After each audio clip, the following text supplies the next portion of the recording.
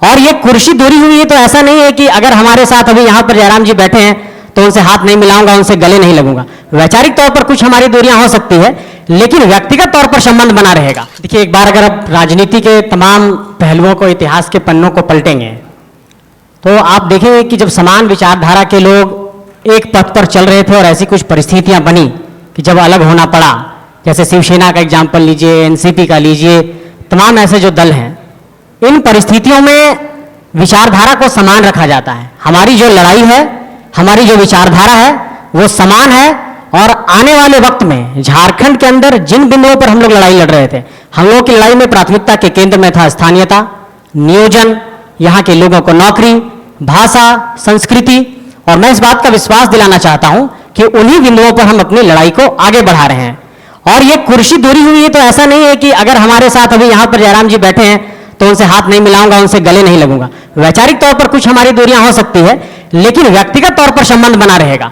ये दूरियां इसलिए हुई कि कुछ मैं जिन चीजों को करना चाहता था संगठन के अंदर वो नहीं हो पाया था, इसलिए मैं दूर हुआ। लेकिन उन पहलुओं पर ना जाकर के अब मैं आइडिया ऑफ झारखंड पर आना चाहता हूं, जिस आइडिया ऑफ झारखंड की आप बात कर रहे हैं। मैं ये चाहता हूं कि 24 सालों के झारखंड में सबसे पहला काम जिस पहलू पर होना चाहिए था वो नीतियों के आधार पर काम करने की जो हमारी प्रतिबद्धता थी किसी भी सरकार की, उस पर काम होना चाहिए था। झारखंड के अंदर देखिए कि कितना बड़ा, एक बहुत बड़े स्तर पर आप देखेंगे राजनीति का जो प्राथमिक स्तर है, पंचायती राज की व्यवस्था, जब उसमें चुनाव हुआ तो ओबीसी का रिजर्वेशन फॉलो नहीं हो पाया। मंडल कमीशन की सिफारिश ने कहा कि ओबीसी को कम से कम 27 पर आरक्षण होना चाहिए। और आप सोचिए कि जब सरकार ने विधेयक बनाया तो वो आरक्षण का 77% का विधेयक रिजेक्ट हो गया। मैं ये कहना चाहता हूं कि एक राज्य के अंदर अगर किसी विधेयक को आप नहीं लागू कर पा रहे हैं और चुनाव करा दे रहे हैं पंचायती राज व्यवस्था में, और समाज का एक बड़ा हिस्सा प्रतिनिधित्व से कट जा रहा है, ये तो फिर बहुत बड़े स्तर पर आप कह सकते हैं कि आपके पास पॉलिसी की पैरालिसिस है। और इस पॉलिसी की पैरालिसिस को आप ना स्थानीयता के स्तर पर दुरुस्त कर पा रहे हैं, ना नियोजन के स्तर पर दुरुस्त कर पा रहे हैं, और ना ही आप पर्यटन के स्तर पर जब बात करना चाहते हैं। तो जब अभी हम यहां पर बैठे हैं तो पिछली रात में केरेडारी में 4 गाड़ियों को आग लगा दिया गया है। लॉ एंड ऑर्डर भी ठीक नहीं है।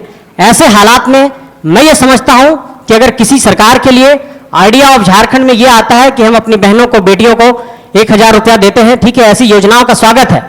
लेकिन मैं ये कहना चाहता हूं कि मेरा आइडिया ऑफ झारखंड ये है कि सबके पास एक एब्सोल्यूट इकोनॉमिक स्ट्रेंथ हो, एक एब्सोल्यूट इकोनॉमिक एम्पावरमेंट हो, तभी ये झारखंड सशक्त होगा। आर्थिक संपन्नता जब तक नहीं आएगी, रोजगार के रास्ते से जब तक उनको जोड़ा नहीं जाएगा, तब तक इन पहलुओं का समाधान का रास्ता नहीं निकलेगा। खाली दिन बीत रहा है, जॉब तो मिल नहीं रहा है। सही है बे, सरकारी पैसे से पूरा मजा कर रहा है। ये उधार का ढूस का भाई। पर जेएमएम वालों ने तो कहा था कि हर एक ग्रेजुएट को 5000 और पोस्ट ग्रेजुएट को 7000 देंगे। तुमको नहीं मिला? नहीं। तुमको? हमको भी नहीं मिला। हमें तो नहीं मिला। आपको मिला क्या? इन्हें तो बेरोजगारी भत्ता नहीं मिला, आपको मिला क्या?